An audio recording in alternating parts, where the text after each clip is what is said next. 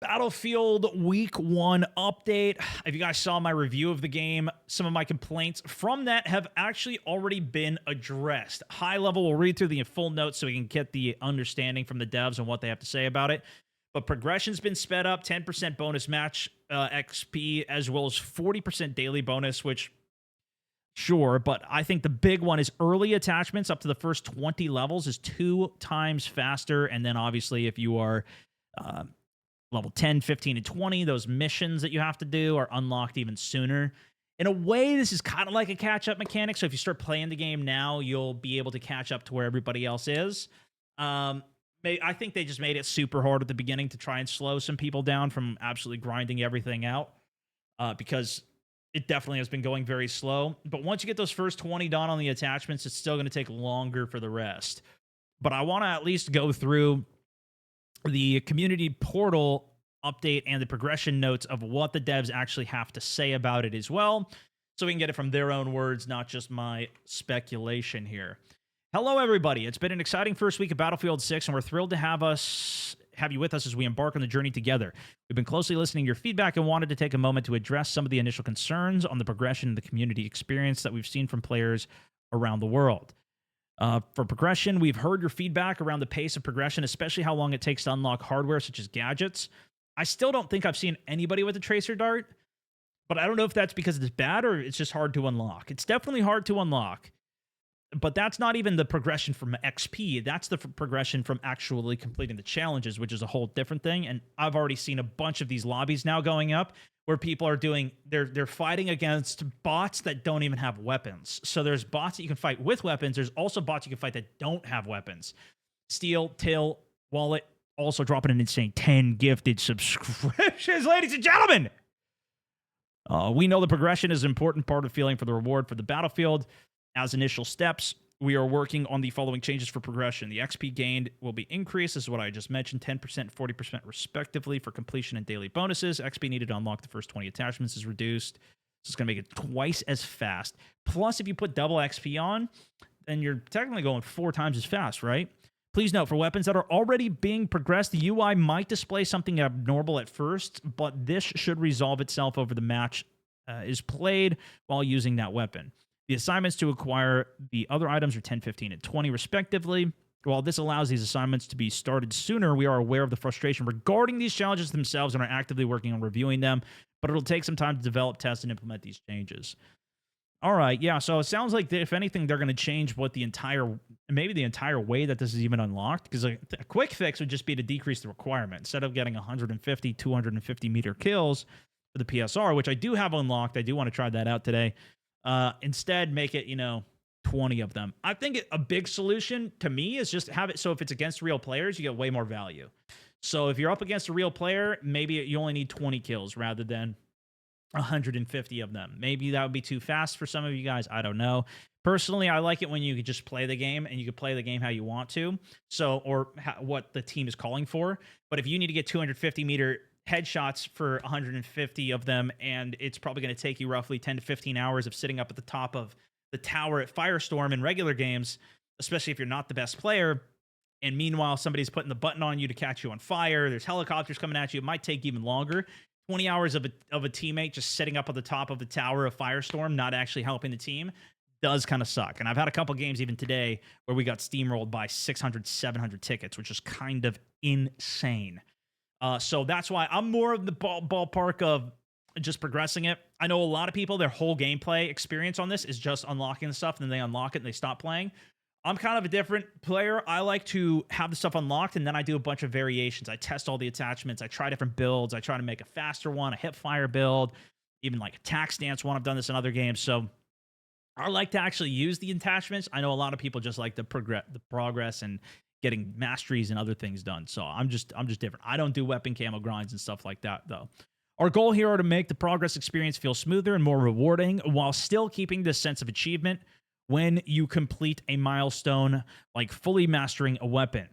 Now, regarding the community experience over the past week, many of you noticed that we've reached the max server capacity. This was literally like day 3 when I started making custom servers. I couldn't do it anymore. We did some the first 2 days, and we were able to create lobbies, and I was even surprised. I was like, "Oh, look, we can actually make lobbies. Maybe they increased the server capacity." Because when I was playing Battlefield 2042 over the past couple of months to get the 2042 free pass done, which I have a whole bunch of other frustrations with, I'm not gonna go on a tangent on.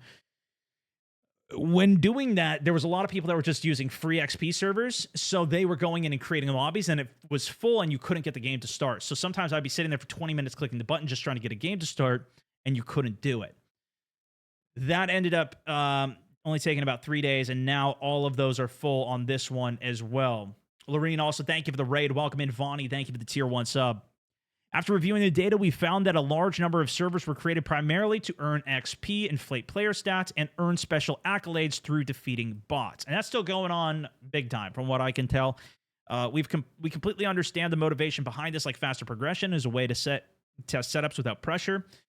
This goes back to what I talked about in my review video, that I think there should have just been a separate mode that you can actually go into to just test the helis and whatever. You don't need to create your own private lobby for it.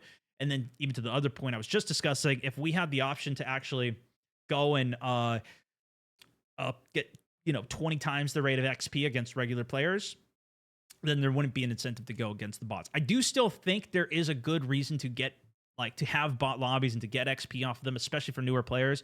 And even if you're learning how to fly the heli, it's really good to just fight against AI so you can practice shooting, practice aiming, see where the rockets go before you start crashing it into the ground in public lobbies.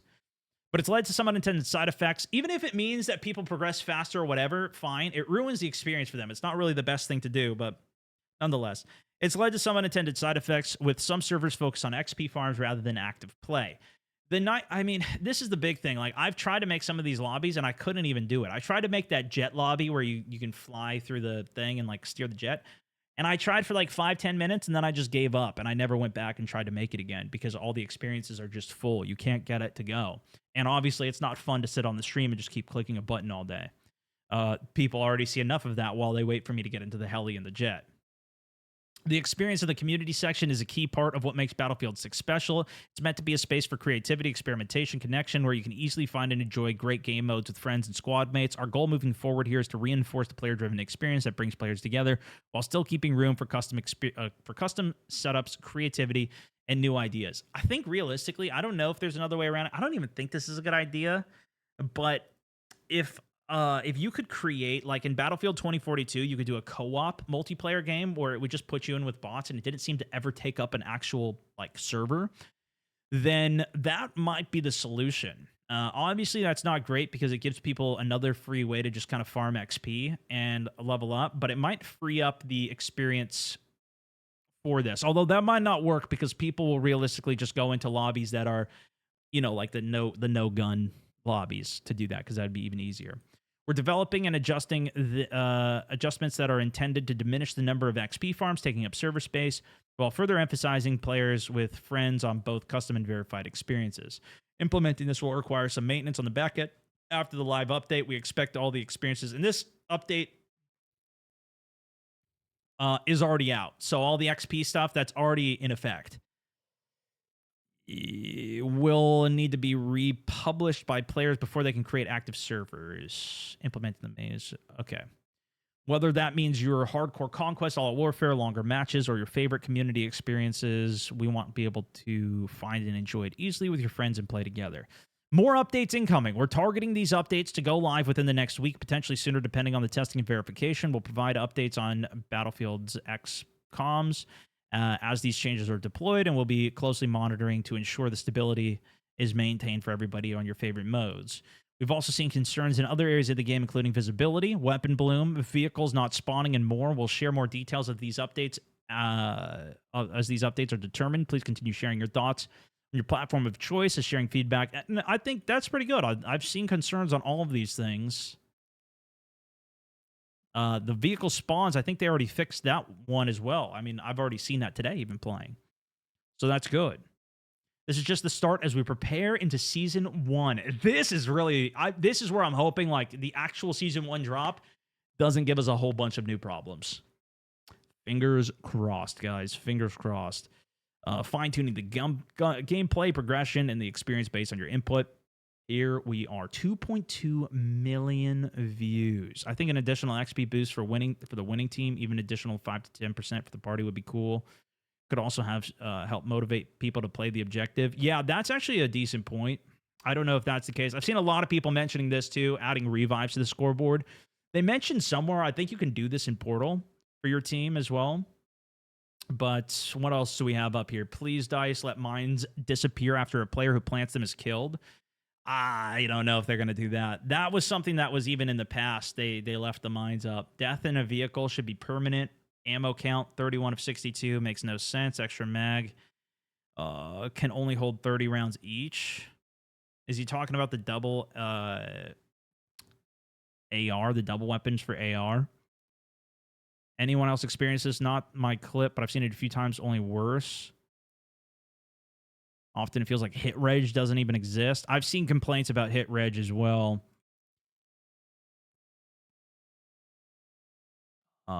Could you start giving us this for our progression? Still waiting. So these are people who didn't get the EA app. Apparently that hasn't gone. Have any of you guys got that yet? I'm just glad that at least the suppression isn't as bad as it was in the past. But yeah, we'll see what they continue to say. I'm going to keep reading them. I think at least this is a good start. And this was a couple days ago. So maybe we'll get another update next week. Definitely in the new season, we'll see it. No, haven't seen it yet. That's just lag. I think some of that hit reg is latency because I've noticed playing on when I turn my server latency on so I can see what my ping is, and when it's high, I definitely have some stutters and problems with it. I got my XP and I got the message, so maybe that guy just didn't get it then, or maybe it's already gone out since that post went out. Nonetheless, that's the update on the